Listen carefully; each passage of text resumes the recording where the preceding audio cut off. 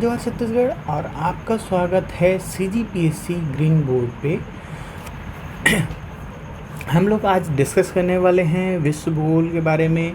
और विश्व भूगोल में आप बात करने वाले हैं सौरमंडल की। और सौरमंडल में जो हम सबसे पहला सेक्शन देखने वाले हैं वो है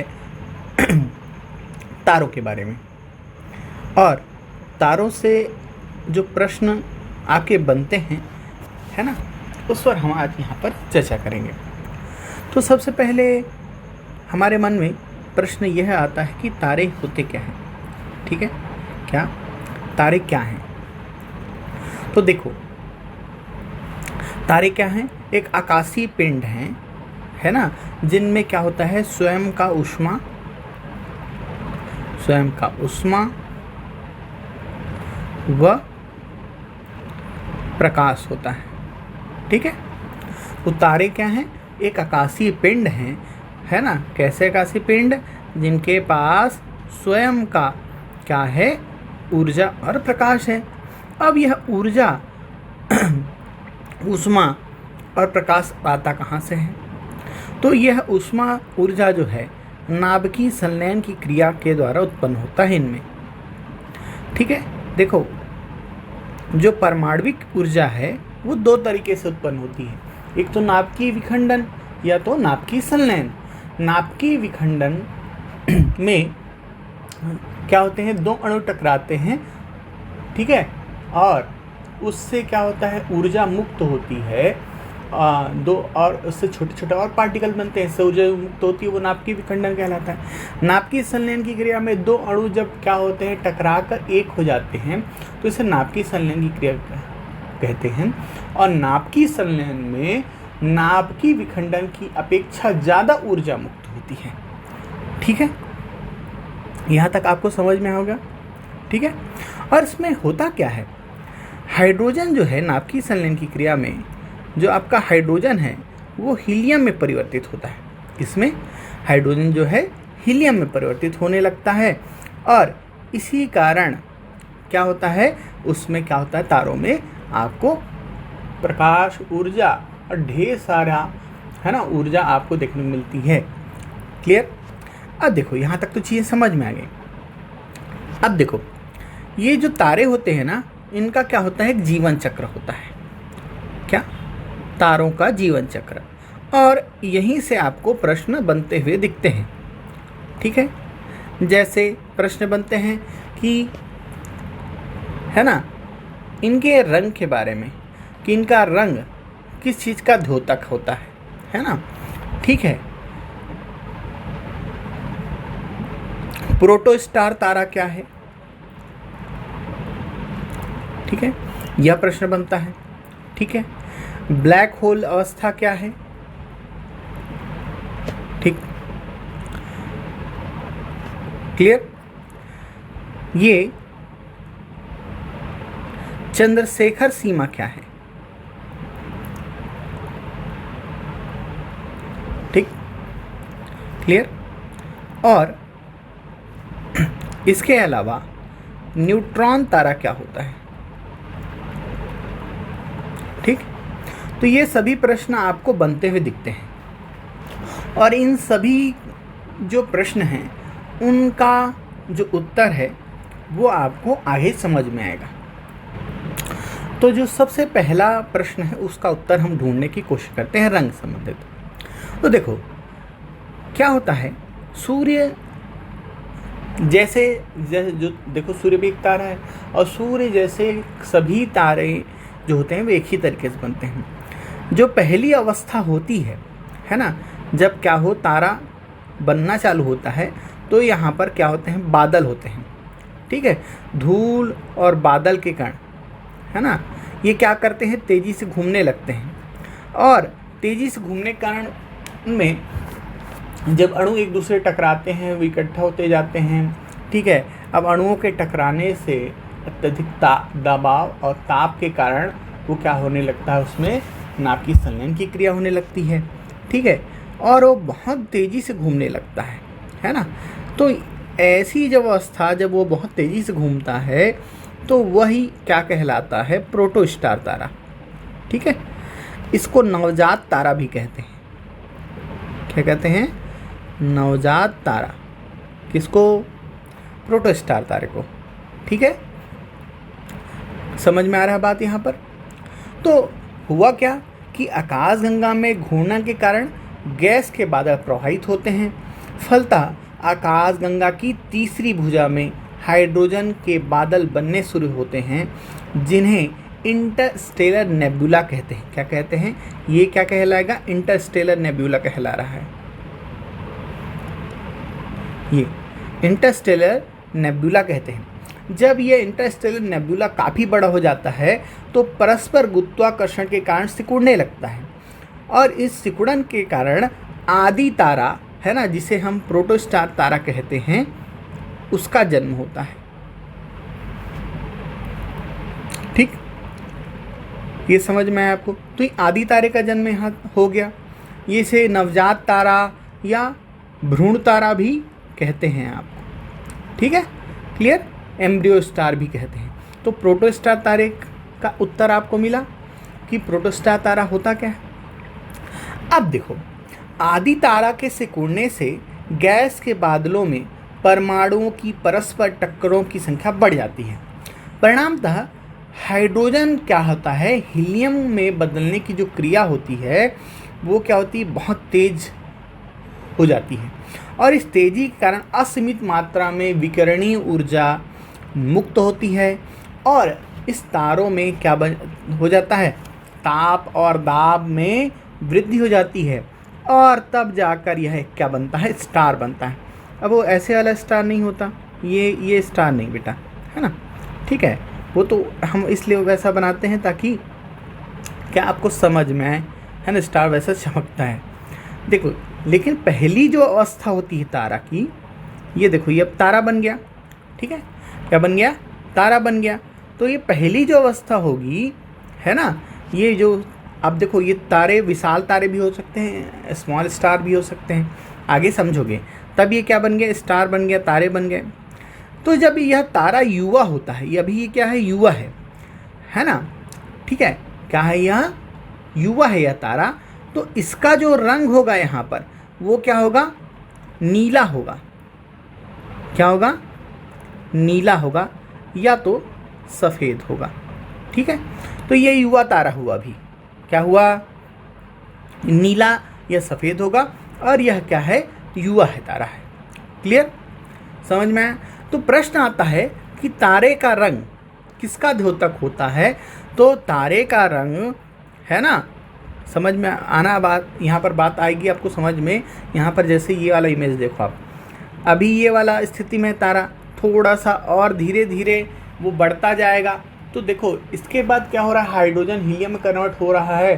तो कुछ समय बाद तो चीज़ें ख़त्म होंगी ना, है ना, जो ईंधन है वो तो ख़त्म हो गई। तो ईंधन ख़त्म होगा तो उसका रंग क्या होना चालू होगा, डाउन होना चालू हो जाएगा। क्लियर? तो यहाँ पर जो रंग है ना, वो उसके ताप का द्योतक होता है या उष्मा का द्योतक होता है। ये क्वेश्चन आपका आंसर हो यही होगा कि तारों का रंग उनके ताप या उष्मा का द्योतक होता है। समझ में आया? क्लियर? तो आदि तारा कैसा है, युवा है ना। ठीक है, उसके बाद अब यहाँ पर से दो स्थितियाँ हैं, या तो ये बड़ा स्टार बना या तो छोटा स्टार बना, दो स्थितियाँ हैं। अगर बड़ा स्टार बना तो वो लाल महादानव तारा बन जाएगा, ये वाला बन जाएगा, और छोटा तारा बना तो लाल दानव तारा बनेगा। ठीक है, अब देखिए, मैं यहाँ से स्थितियों को आपको समझाने की कोशिश कर रहा हूँ। अब यह तारा अगर क्या है, छोटा है, हमारे सूर्य से के द्रव्यमान से 1.44 गुना, है ना, यानी 1.44 ms। ठीक है, ms माने mass of sun, mass of सन। ठीक है, क्लियर? तो अगर इस तारे का द्रव्यमान 1.44 ms से क्या है, कम है, ठीक है, तो ये क्या हो जाएगा, धीरे से यह तारा जो है, यह ये जो आपको देख रही है तारा है ना, ये किस में बदल जाएगा, ग्रहीय नेबुला में बदल जाएगा, ग्रहीय नेबुला में बदल जाएगा, ग्रहीय निहारिका में बदल जाएगा। और उसके बाद यह तारा है ना एक श्वेत वामन तारा बनेगा। पहले वाइट ड्वार्फ स्टार, श्वेत वामन तारा जिसे वाइट ड्वार्फ स्टार कहते हैं। और उसके बाद यह किस में बदल जाएगा, ब्लैक ड्वार्फ स्टार में बदल जाएगा। ठीक है, काला वामन तारे में बदल जाएगा, काला वामन। ठीक है, चूंकि इसका द्रव्यमान हमारे सूर्य के द्रव्यमान से कितना 1.44 गुना से कम है, तो स्थिति यही होनी है कि वो श्वेत वामन के बाद ब्लैक डॉर्फ में बदल जाएगा। तो सूर्य की अंतिम स्थिति जो होती है यही होती है। समझ में आ रहा है बात? ठीक है, अब इसे ही क्या कहते हैं, फॉसिल स्टार कहते हैं। क्या कहते हैं, फॉसिल स्टार कहते हैं। ठीक है, जीवाश्म तारा कहते हैं। क्या कहते हैं, जीवाश्म तारा कहते हैं। क्लियर? अब देखो, मैं आगे चल के 1.44 ms समझाऊंगा आपको। अगर यहाँ पर इसका द्रव्यमान जो है से 1.44 ms से, यानी सूर्य के द्रव्यमान के 1.44 गुने से अधिक है ना, यानी बड़ा है, बहुत बड़ा है, तो क्या स्थिति आनी है? तो देखो, इसके बाद क्या होगा, यहाँ पर होगा महाविस्फोट। क्या होगा, महाविस्फोट हो जाएगा। ठीक है, तारा जब क्या हो, अपनी कैपेसिटी यानी अपने आप को बांध के न रख पाए, है ना, तो उसके अंदर दबाव बढ़ता जाता है ना, अंदर क्या होगा, कठोर होते जाएगा, तो महाविस्फोट होगा। महाविस्फोट से दो अवस्थाएं हो सकती हैं, या तो वह न्यूट्रॉन स्टार में बदल जाएगा, है ना, किस में बदल जाएगा, न्यूट्रॉन स्टार में बदल जाएगा, जिसे पल्सर भी कहते हैं। क्या कहते हैं, पल्सर भी कहते हैं। क्यों कहते हैं? अब देखो, न्यूट्रॉन स्टार को कहने के पीछे ये रीज़न ये है कि क्या होता है, जब बड़ा तारा संकुचित होकर क्या करता है, केंद्र में, है ना, सिकुड़ जाता है, तो इलेक्ट्रॉन जो है वो प्रोटॉन से मिलकर, है ना, न्यूट्रॉन बन जाते हैं। क्या, इलेक्ट्रॉन प्रोटॉन से मिलकर न्यूट्रॉन बन जाते हैं और बहुत तेज़ी से घूमने लगते हैं। ठीक है, क्या करने लगते हैं, तेज़ी से घूमने लगते हैं। तो इसी कारण, इस तेज़ी से घूमने के कारण इस क्या होता है, इसको क्या कहते हैं, हम न्यूट्रॉन स्टार कहते हैं। और इस बहुत ज़्यादा चमकीला हो जाता है। क्या हो जाता है, बहुत ज़्यादा चमकीला और तेज़ हो जाता है ना, तो इसी कारण इसको पल्सर कहते हैं। क्लियर?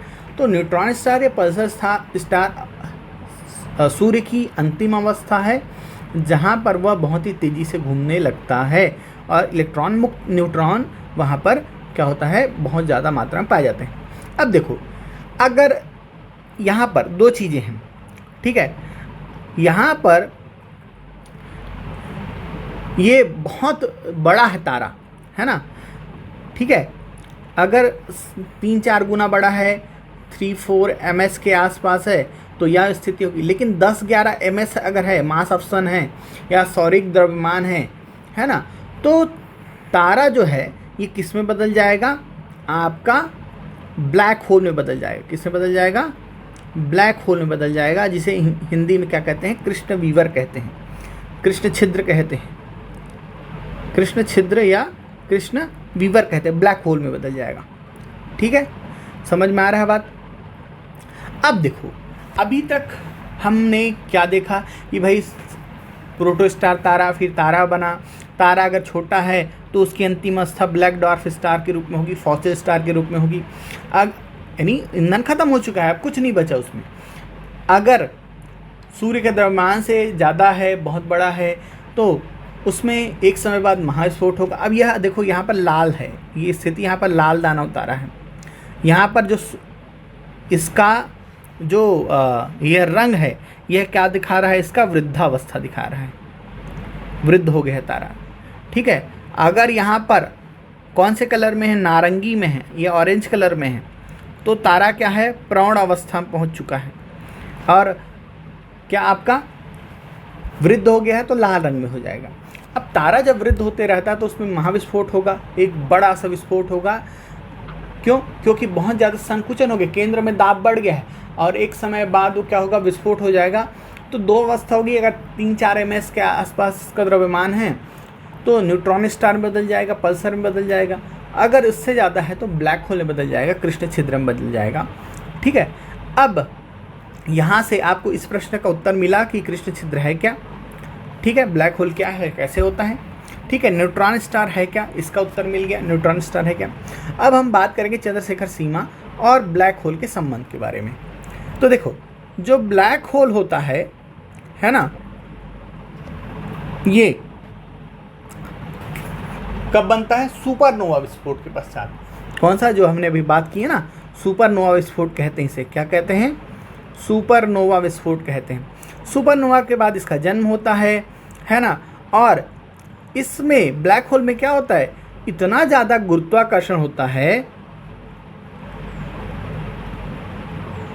इसको बोला ही क्यों गया है ब्लैक होल, क्योंकि इसमें गुरुत्वाकर्षण इतना ज़्यादा होगा, है ना,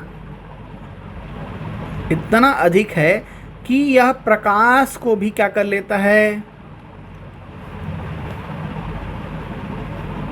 अवशोषित कर लेता है। प्रकाश को अवशोषित करने का अर्थ है फोटान कणों को, है ना। किसी भी पदार्थ को हम तभी देख पाते हैं जब उस पर फोटान कण मिलते हैं, तो फोटान कणों को भी अवशोषित कर लेता है कौन? Black hole.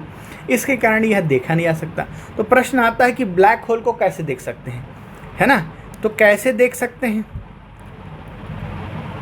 है ना, कैसे देख सकते हैं? तो एक्सरे किरणों के माध्यम से, एक्सरे किरणों के माध्यम से आप किसको देख सकते हो?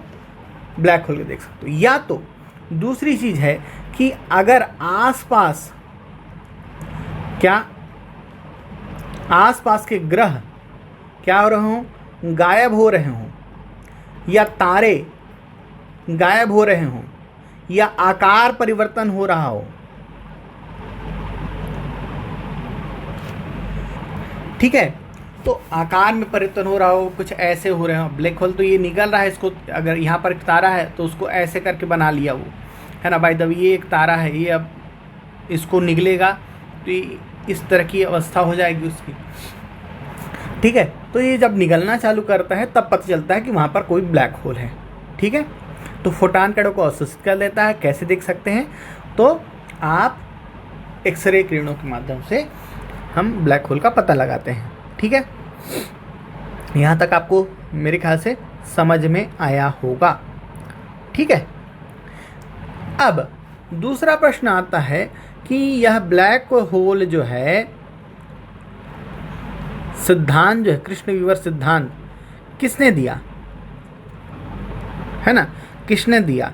यह प्रश्न अगर आया तो इसको दिया हमारे महान वैज्ञानिक एस चंद्रशेखर ने, ठीक। यहां तक आपको बात मेरे ख्याल से समझ में आई होगी, ठीक है। किसने दिया? एस चंद्रशेखर ने क्या दिया है आपका? ब्लैक होल का सिद्धांत दिया है। क्या सिद्धांत दिया है? ब्लैक होल सिद्धांत, कृष्ण वीवर सिद्धांत। और उन्होंने एक और सिद्धांत दिया, है ना। क्या सिद्धांत दिया? चंद्रशेखर सीमा। क्या दी? चंद्रशेखर सीमा। अभी चंद्रशेखर सीमा या लीकर सीमा होती क्या है, ठीक है। चंद्रशेखर सीमा या लीकर सीमा, है ना, किसी भी क्या तारे या सूर्य के द्रव्यमान से संबंधित है, ठीक है। एक्चुअल में कंपैरिजन है हमारे सूर्य के साथ उस तारे का, ठीक है। क्या? चंद्रशेखर सीमा कंपैरिजन है हमारे तारे का उस तारे के साथ, ठीक है। अगर वह तारा हमारे सूर्य के द्रव्यमान के 1.44, है ना, जिसे हम मास ऑफ सन या सौर द्रव्यमान भी कहते हैं, है ना, इससे अगर कम है, ठीक है, अगर इससे कम है तो वह किस में बदल जाएगा? ड्वार्फ स्टार में बन जाएगा, ब्लैक ड्वार्फ स्टार में बदल जाएगा। ठीक है, अगर ज़्यादा है तो किस में बदल जाएगा जी?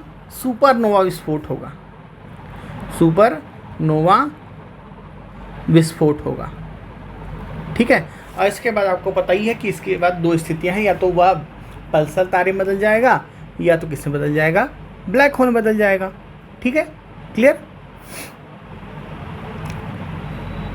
क्लियर है जी? यहाँ तक मेरे ख्याल से आपको चीज़ें समझ में आई हुई। अब देखो, अब पृथ्वी का सबसे निकटतम तारा कौन है?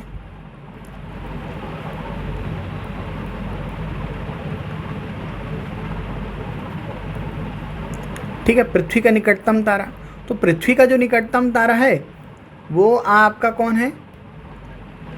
सूर्य है। ठीक है, क्लियर? सूर्य के बाद अगर किसी का नंबर आता है सेकंड नंबर में तो वो है प्रॉक्सिमा सेंचुरी। सूर्य के बाद है ना सेकंड नंबर पर कोई तारा है तो वो है प्रॉक्सिमा सेंचुरी। ठीक है, या अल्फा सेंचुरी। ठीक है, प्रॉक्सिमा सेंचुरी या अल्फा सेंचुरी। ठीक है, फिर सर्वाधिक चमकीला तारा अगर बोले तो, ठीक है, सर्वाधिक चमकीला तारा पृथ्वी से देखने पर सर्वाधिक चमकीला तारा कौन सा है? तो सबसे सर्वाधिक चमकीला तारा है सीरस।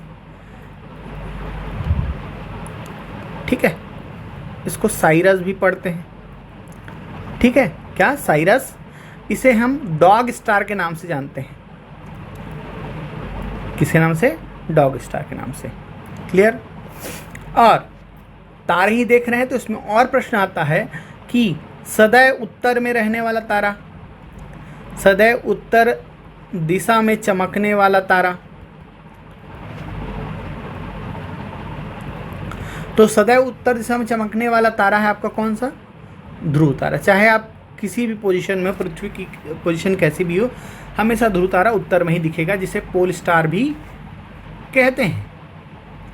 क्लियर? दूरबीन से देखा गया पहला तारा कौन सा था? दूरबीन से देखा गया, तो दूरबीन से देखा गया पहला तारा था स्वाति। कौन सा था? स्वाति।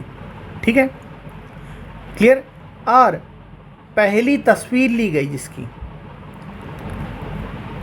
तो वो है अभिजीत। क्या?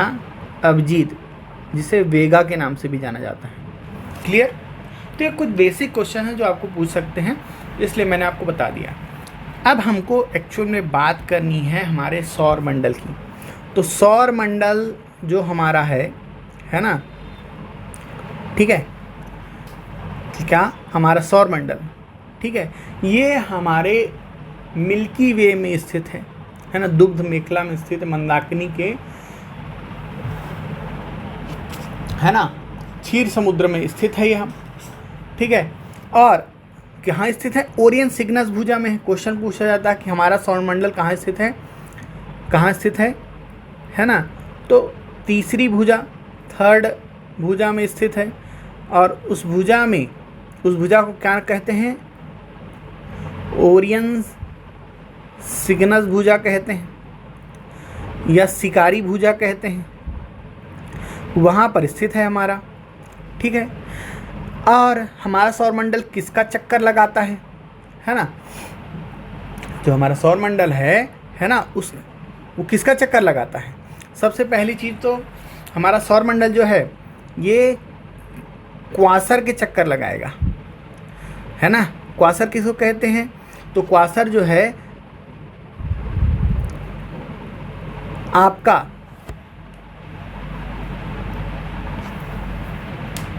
ठीक है, तो क्वासर क्या होता है? तो क्वासर केंद्र होता है किसका? किसी भी गैलेक्सी का क्या होता है? केंद्र होता है क्वासर। ठीक है, तो किसी भी गैलेक्सी का केंद्र होता है क्वासर। क्वासर के चारों ओर हमारा सूर्य भी घूम रहा है, सौरमंडल भी घूम रहा है। ठीक है, अब देखो इसका जो मुखिया है वो कौन है ना, तो कौन है जी सौरमंडल का मुखिया? सूर्य है। ठीक है, अब देखो सौरमंडल किससे मिलकर बनता है? तो सूर्य है, ठीक है, प्लस ग्रह हैं, प्लस उपग्रह हैं, ठीक है, ठीक जी। तो सौरमंडल किससे मिलकर बनेगा? ग्रह, उपग्रह, क्षुद्र ग्रह जिन्हें आप एस्टेरॉइड नाम से जानते हैं, फिर धूमकेतु जिनको आप कॉमेट्स कहते हैं, फिर उल्का पिंड, ठीक है, ये सभी क्या हैं? सौरमंडल के हिस्से हैं। क्लियर, समझ में आया? तो यही सब से मिलकर बनता है हमारा सौरमंडल। और सौरमंडल में हम सबसे पहले बात करने वाले हैं हमारे सूर्य की। ठीक है, किसकी? सूर्य की।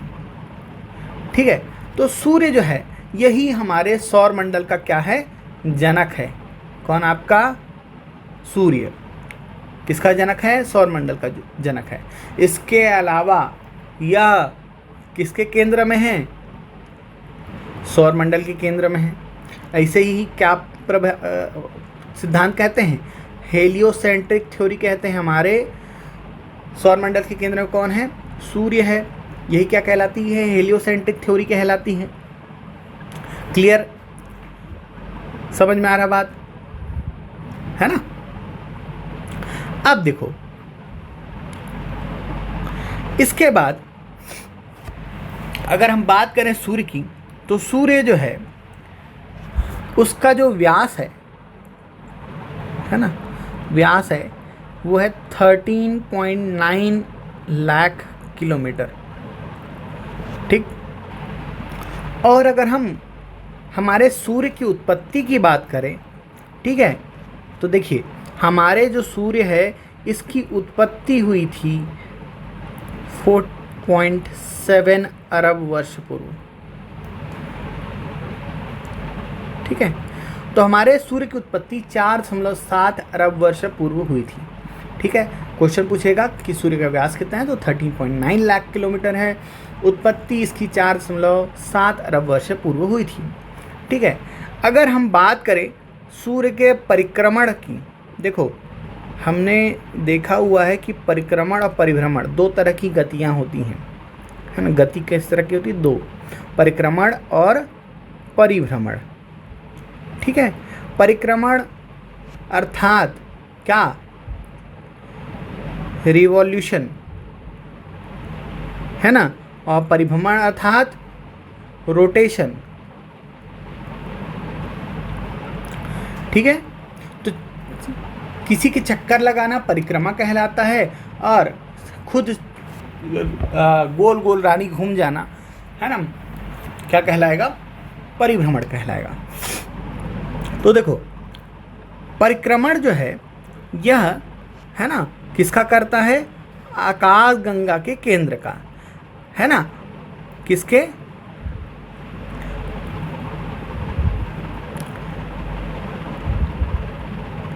आकाश गंगा अर्थात गैलेक्सी के केंद्र का करता है। ठीक है, क्लियर। और केंद्र को आप कहते हैं बल्ज। क्या कहते हैं? अच्छा सॉरी, मैंने कुछ समय पहले आपको क्वासर बोल दिया था।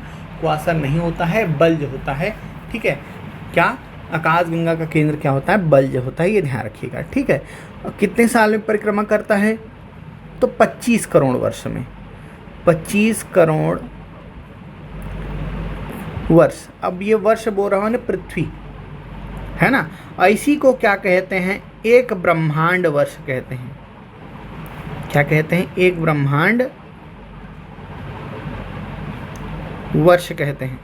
ठीक है, इसको 25 करोड़ वर्ष को, ठीक, 1 कॉस्मिक ईयर के नाम से जाना जाता है। जबकि यह परिभ्रमण जो है, क्वेश्चन पूछता है कि सूर्य किधर परिक्रमण जो है, परिभ्रमण जो है किस तरह से करता है, तो याद रखिएगा हमारी पृथ्वी कैसे घूमती है? पूर्व से पश्चिम की ओर घूमती है। घूमती है कि नहीं? क्या मैंने सही बोला?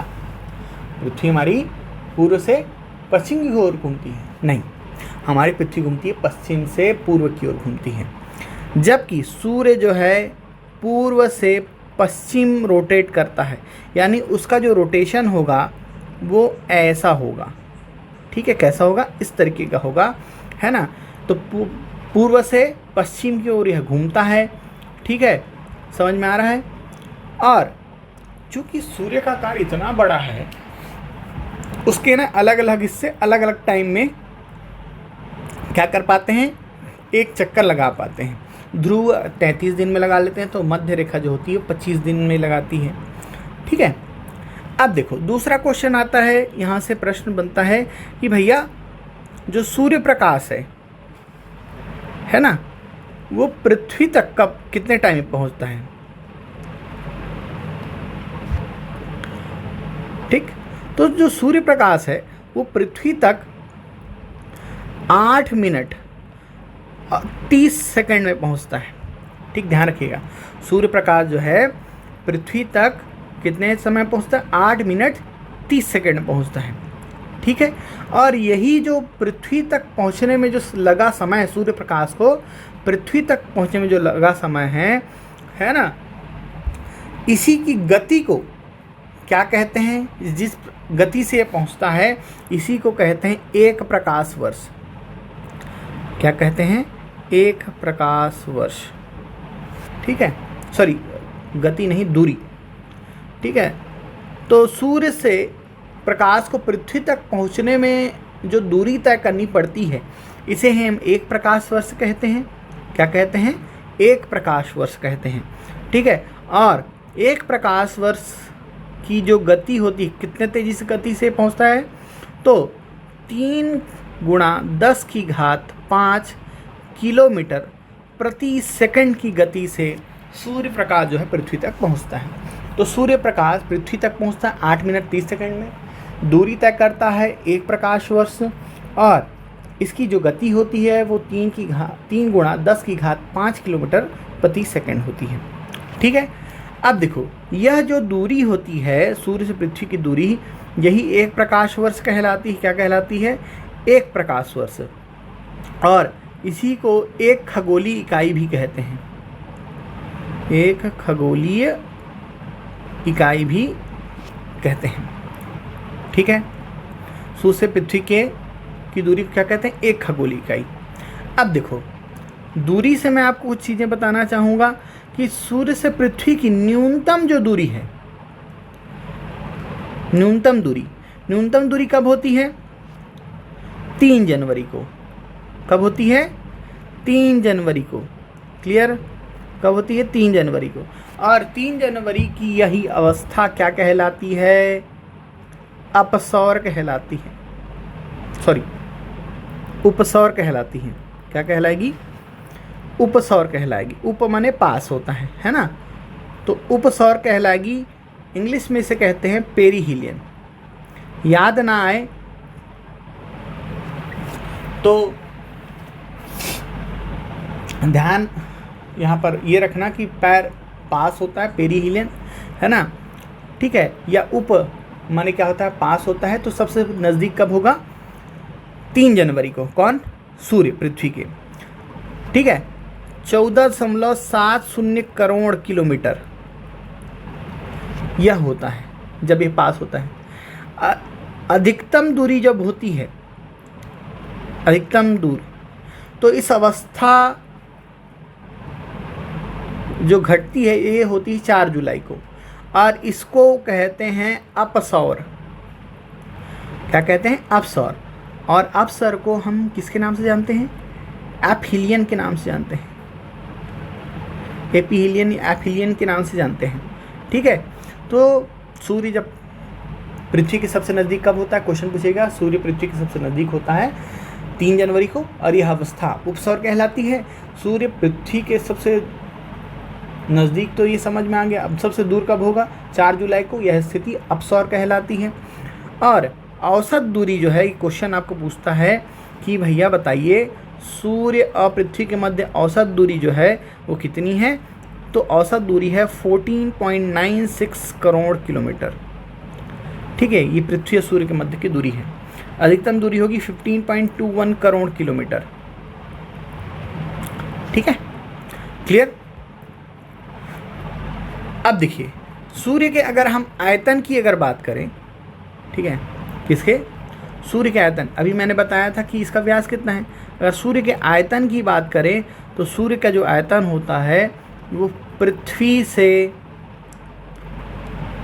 13 लाख गुना बड़ा है।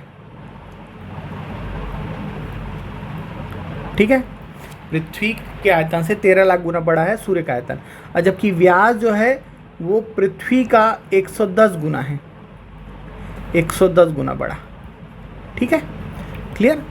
तो यह कुछ बेसिक क्वेश्चन है जो सूर्य संबंधित हैं। नेक्स्ट वीडियो में हम आगे सूर्य के बारे में और चर्चा करेंगे, जिसमें हम बात करेंगे, ठीक है, सौर धब्बों की, सौर तूफानों की और सूर्य की संरचना की। ठीक है, तो आज के वीडियो में इतना ही। ठीक है,